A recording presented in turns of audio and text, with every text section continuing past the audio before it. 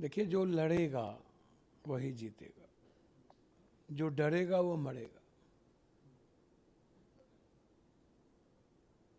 मैं मानता हूं इस देश में लड़ने की हिम्मत अब नहीं बच गई, चाहे वो राहुल गांधी, प्रियंका गांधी, ममता बनर्जी, ऐसे लोगों को ही अब लड़ने की कोई हिम्मत बच गई है। उद्धव ठाकरे,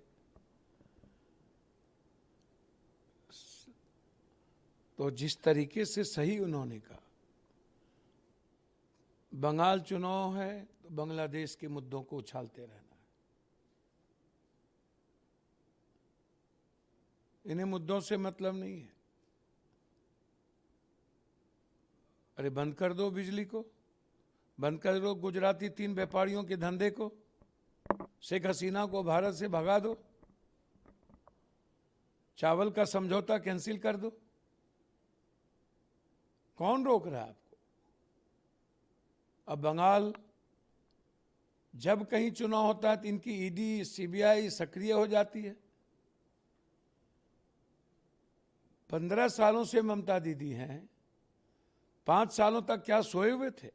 जो आप कह रहे हो कि काले कारनामे बचाना चाहती है, चुनाव आने के बाद इन्हें याद आता है किसी के काले कारनामे को। यह हमेशा इनकी परेशान करने की राजनीति रही। ये एन केन प्रकारन सियासत और सत्ता में जाना चाहती है। यदि आप लोकतांत्रिक तरीके से चुनाव लड़ना चाहते हो तो फिर ईडी और सीबीआई और चुनाव आयोग के द्वारा आप चुनाव क्यों लड़ रहे हो? आपको है हिम्मत तो ईडी, सीबीआई, चुनाव आयोग का सहारा लेना बंद कर दो, जाओ लड़ो। कहो ममता दीदी गलत है, एक्सेप्ट करेगी तो आप अजय हो। तो इसीलिए बीजेपी को पता है कि हम बगैर ईडी, सीबीआई, चुनाव आयोग, बिना तंत्र के, बिना चोरी के, बिना झूठ के सियासत, बिना नफरत के हम चुनाव जीत ही नहीं सकते।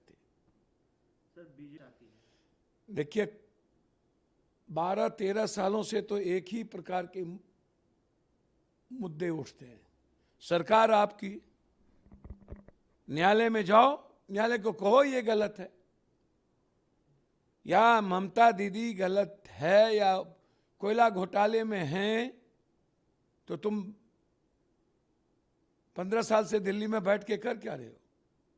तुम्हारी हिम्मत ही नहीं है, क्योंकि तुम्हारे पास कुछ है ही नहीं। तुम्हारे से बड़ा चोर कोई है ही नहीं। पूरी देश की इकोनॉमी, पूरी देश की व्यवस्था पर गुजरातियों को बैठा दिया है, और गुजराती उद्योगपति, पूंजीपति से बड़ा चोर कोई है ही नहीं। इसीलिए चोरी कोई इनसे सीखे, चोरी भी, सीना चोरी भी, यह कोई सरकार से सीखे, बीजेपी की सरकार से सीखे।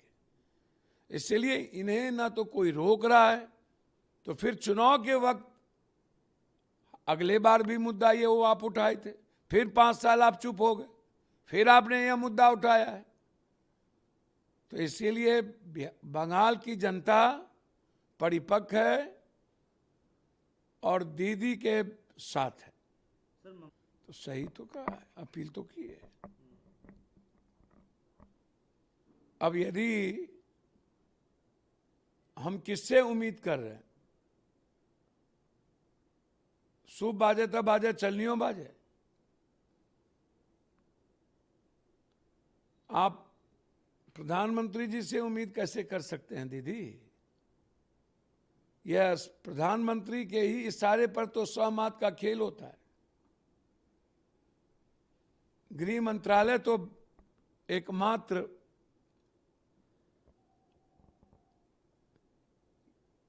यह हिस्सा है।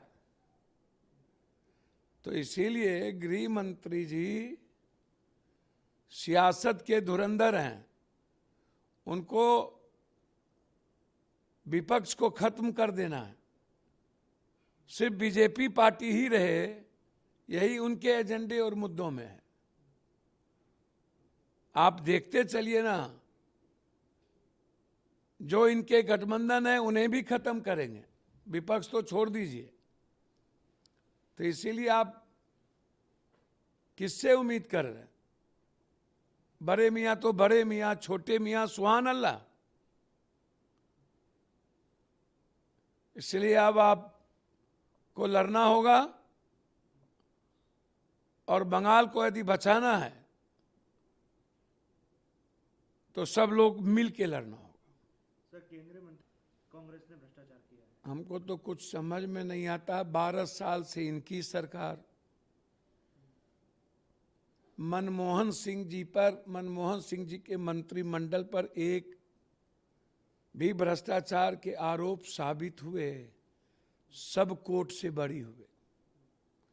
रेनकोट क्या हुआ?